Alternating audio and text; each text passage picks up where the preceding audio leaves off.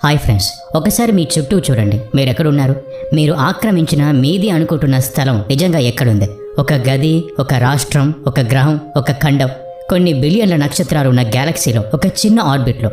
అయితే ఇదంతా ఎక్కడ ఉంది? చాలా పెద్ద ప్రశ్న. మానవుడు నిర్మించుకున్న ఒక నిర్దిష్టమైన ప్రదేశ సిద్ధాంతం ఇదే. నిజానికి యూనివర్స్ ఒక పెద్ద సంచి లాంటిది. అందులో చాలా వస్తువులు ఉంటాయి. ఎవరైనా ఆ వస్తువులన్నీ అంటే నక్షత్రాలు, గ్రహాలు, బ్లాక్ హోల్స్ ఇవన్నీ బయటకు తీసేస్తే అందులో ఏదీ మిగలదు, శూన్యంగా మిగులుతుంది.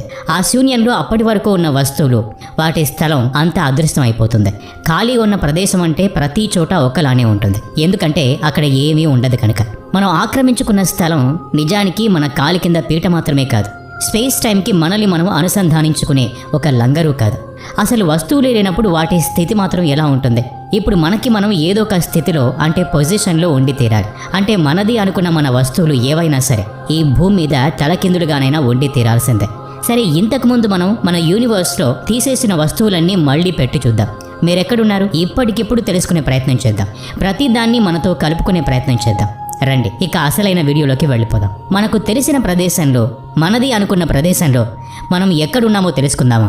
మీ ఆలోచనల్లో, ఉద్దేశంలో ప్రపంచమంతా చదునుగా సమంగా ఉంది. మీరు మీ 3 డైమెన్షన్స్లో తిరిగే అవకాశం ఉంది. దాన్ని భౌతిక శాస్త్రవేత్తలు ఫ్రేమ్ ఆఫ్ రెఫరెన్స్గా తీసుకుంటారు. అంటే మనం మన యూనివర్స్ని ఎలా చూస్తున్నామో, మన చుట్టూ వస్తువులు ఎలా తిరుగుతున్నాయో అందులో భాగంగా ఉంటాయి. మనం చూసే ఎగుడు దిగుడుల కలయిక నిజమేనని నిరూపిస్తాయి. అయితే ఇదంతా మీ వరకు మాత్రమే నిజం, యూనివర్స్కి కాదు. ఎక్కడైతే దిగంతం, హొరైజాన్ మొదలైందో మనకు అక్కడ 5 కిలోమీటర్ల చుట్టూ నేలంతా వంపు తిరిగినట్టు అనిపిస్తుంది. నేల మీద నిలబడి చూసేవారికి మన పక్కనే మనుషులు ఉన్నట్టుగా అనిపిస్తుంది. అయితే వంపుగా ఉన్నవారు కింద పడరు. ఎందుకో తెలుసా? ఆకర్షణ శక్తి అందుకు సహకరించదు. అక్కడ స్థిరంగా ఉండకుండా డౌన్ అవుతారు అనేది కేవలం అపోహ మాత్రమే. భూమి రిఫరెన్స్లో మాత్రం ఆకర్షణ తన లోపలికి తీసుకుంటుంది. మానవులకు మాత్రం అప్ అండ్ డౌన్గా ఉండటం, అది మన రిఫరెన్స్ స్టేట్కి సంబంధించింది. ఎందుకంటే మనం మన గ్రహం ఉపరితల భాగంతో అలాగే కింద భాగంతో ఉంటుంది అని అనుకుంటాం. అంతేకాదు ఉత్తర దక్షిణ ధృవాలు ఉండటం కూడా ఇందుకు కారణం అని చెప్పొచ్చు. ఈ ఉద్దేశంతోనే మనం మన మ్యాప్స్ను కూడా తయారు చేసుకున్నాం. అయితే సోలార్ సిస్టంలో ఉండి గమనించే వ్యక్తులు పూర్తిగా దీన్ని వ్యతిరేకిస్తారు. మ్యాప్స్లో ఉండే విషయాలు మనం చాలా రోజుల నుంచి నమ్ముతున్నాం కాబట్టి అవి నిజమని అనుకుంటున్నాం. అయితే ఇక్కడ మనం మన ఆలోచనలో ఒక అడుగు ముందుకు వెయ్యాలి. మనం చదునుగా ఉన్నాము అనుకున్న మన స్థితి నిజానికి ఒక గోళాకారం. అది ఎప్పుడూ ఒకే స్థితిలో కదులుతూనే ఉంటుంది, ఒకే చోట స్థిమితంగా ఉండదు. సోలార్ సిస్టమ్ మధ్యలో ఉన్న సూర్యుని చుట్టూ భూమి ఒక కక్షలో తిరుగుతూ ఉంటుంది. మనం ఊహించుకుంటే ఇదంతా ఎంత అందంగా కనిపిస్తుంది కదా. వేరే గ్రహం మీద నుంచి మనల్ని చూసే ఎవరైనా ఇదంతా ఏదో గందరగోళంగా ఉన్నా అందంగా కనిపిస్తూ ఉండే పదార్థం. ఈ కదలికలన్నీ మనకి అతిశయంగా కనిపిస్తాయి తప్ప చదునుగా కనిపించవు. మనం ఉన్న కక్షలో నిజంగానే ఒక ఎక్లిప్స్లో తిరుగుతూ ఉంటే సగం సంవత్సరం అంతా సూర్యునికి దగ్గరగా వెళ్ళటం, మరొక సంవత్సరం కిందకి రావడంతోనే సరిపోతుంది. ప్రతి 1,00,000 సంవత్సరాలకి ఒకసారి ఈ ఎక్లిప్స్ ఇలాగే మారుతూ ఉంటుంది. మరొక గమనంలో ప్రతి 1,12,000 సంవత్సరాలకు ఒక అందమైన ఆకారంలోకి మారుతూ ఉంటుంది. అయితే చంద్రుడు తన పని తాను కొనసాగించడానికి తన గమనాన్ని మొదలైనప్పుడు ఆ పరిస్థితి మారుతుంది. చంద్రుడు తన బరువు వల్ల భూమిని ఒకవైపు లాగుతూ ఉంటాడు. అలా భూమి ఇంకా చంద్రుడు తన ఆకర్షణ శక్తితో మధ్యలోకి, అంటే దాదాపు భూమికి 4,700 కిలోమీటర్ల కోరికి దగ్గరగా రావడానికి ప్రయత్నిస్తాయి. అంటే చంద్రుడు చుట్టూ తిరుగుతూ ఉన్నప్పుడు దాన్ని జగల్ చేయడానికి సరిపోతుంది. మీరు తిరిగి మనం ఉన్న గ్రహం ఉపరితలంపై నిలబడ్డప్పుడు ప్రతి సంవత్సరం కొంచెం మారుతున్న దీర్ఘవృత్తాకార ఆర్బిట్లో సూర్యుని చుట్టూ తిరుగుతూ ఉంటుంది. అయితే భూమి గమనం సరైంది అని ఎవరు చెప్పారు? భూమి యొక్క ప్లేన్ సూర్యుని చుట్టూ ఉంటుంది.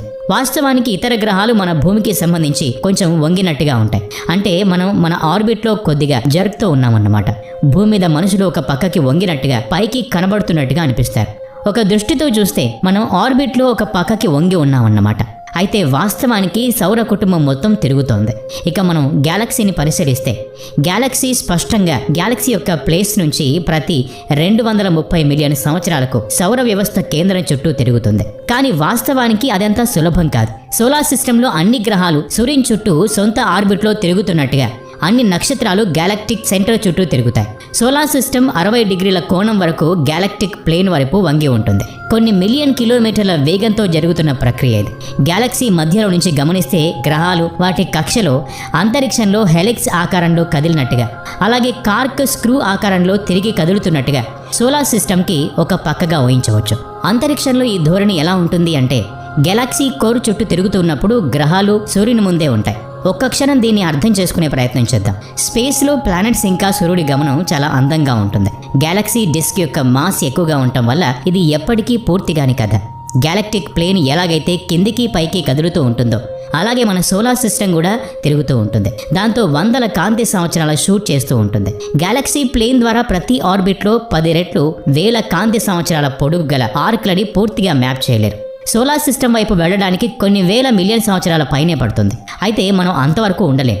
మళ్ళీ ఒకసారి మనం మన సాపేక్ష స్థితి రిలేటివ్ పొజిషన్కి వచ్చేద్దాం. ఒక ప్లానెట్ సూర్యుని వైపు కొద్దిగా వంగినట్టు చుట్టూ తిరుగుతుంది. ఒక వైపుకు తిరిగి వెళ్లిన సౌర వ్యవస్థలు గ్యాలక్సీ ప్లేన్ హెలికల్ ఆకారంలో ముందుకు కదులుతూ ఒక ప్లేన్ ద్వారా పైకి కిందకి డైవింగ్ చేస్తున్నట్టు కనిపిస్తుంది. కానీ ఒక్కసారి ఆలోచించండి, గ్యాలక్సీ ఎక్కడ ఉంది? ఇప్పుడు ఫ్రేమ్ రెఫరెన్స్ కొంచెం ఏకపక్షంగా మారుతుంది. గ్యాలక్టిక్ ప్లేన్ యొక్క స్వభావం కారణంగా పాలపుంత అనేది కనిపించే గ్యాలక్సీ సమూహంలో భాగం. అది ఒక సూపర్ క్లస్టర్. అతిపెద్ద సేటస్ సూపర్ క్లస్టర్లో భాగమైన 100 మిలియన్ల వరకు విస్తరించి ఉన్న ఫిలమెంట్. అన్నిటికన్నా కొన్ని కాంతి సంవత్సరాల దూరం నుంచి మన వైపు ఎవరైనా దాని గొప్పదనాన్ని ఎన్ని మాత్రమే చూడగలరు. అన్ని అంశాలు ఒకేలాగా ఒకే విధంగా కనిపిస్తాయి. ప్రతి చోట ఖాళీ స్థలం ఉన్నట్టే ప్రతిదీ ఒకేలా కనిపించినప్పుడు ఎవరి దగ్గర ఉన్నారు అన్నది చెప్పడం కష్టం. ఇతరుల కంటే మెరుగైంది అని చెప్పలేం. మళ్ళీ ఒకసారి వెనక్కి తిరిగి సమీక్ష చేసే ప్రయత్నం చేద్దాం. Galactic home, Galaxy, solar system ఇలా ఒకదానికొకటి పెద్దగా అనిపించినప్పుడు, అలాగే వాటి గమనాన్ని పరిశీలించినప్పుడు మిల్కీవే నుంచి డైవ్ చేస్తున్నట్టు కనిపిస్తుంది. అర్థం చేసుకోవడానికి కొంచెం కష్టమే, కానీ ఒక్కసారి అర్థం చేసుకోవడం మొదలు పెడితే ఈ విషయం చాలా ఉత్తమంగా కనిపిస్తుంది.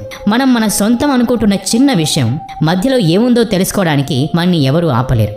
ప్రతిదీ మనం అందరం నివసించే విశ్వానికి, అలాగే దాన్ని అనుసంధానం చేసే మానవ జీవితాలు ఎలా సాగుతున్నాయి అనేది మనం పరిగణనలోకి తీసుకోవాల్సిన అంశం. అయితే ఏం తెలుసుకున్నా, ఎంత తెలుసుకున్నా విశ్వంలో ఎప్పటికీ ఏదో ఒక సవాలు ఉంటూనే ఉంటుంది.